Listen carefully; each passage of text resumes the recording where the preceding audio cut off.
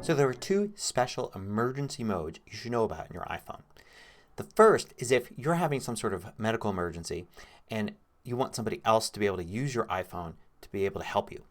So this happens, of course, your phone is locked and when they go to unlock it, and they can't use Face ID and they can't use Touch ID because they're not you, and they don't know your passcode. So what can they do to help you?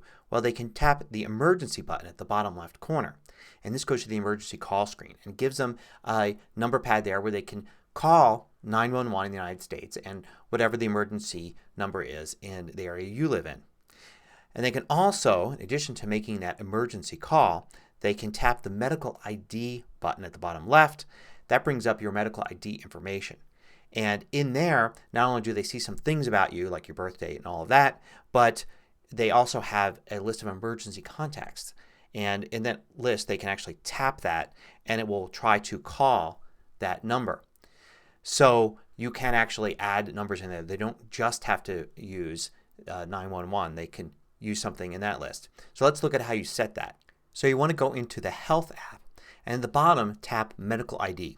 And here's where you can set all of your information. You want to include information that will help people help you in an emergency. You can also tap Edit at the top right and you can edit your medical ID. That's where you edit all that stuff, and that's where you can add emergency contacts. So you can add several contacts. Anybody you want people to be able to call from that emergency screen, you should add there. So spouse, children, parents, doctors, anybody, you can put it there and they'll be able to call from that screen. Now the other emergency mode you should know about is for if you're in trouble and you want to make an emergency call very quickly and easily. So go into Settings and you'll see a category there for Emergency SOS. And here it gives you instructions on how to do it. And it's going to be slightly different for different phones. So we want to pay attention to the instructions at the top. For the iPhone X here, you can see I can use either volume button and the side button. And I just hold them and it will automatically make an emergency call. I also have it turned on here where I can click 5 times on the side button and that will also make the call.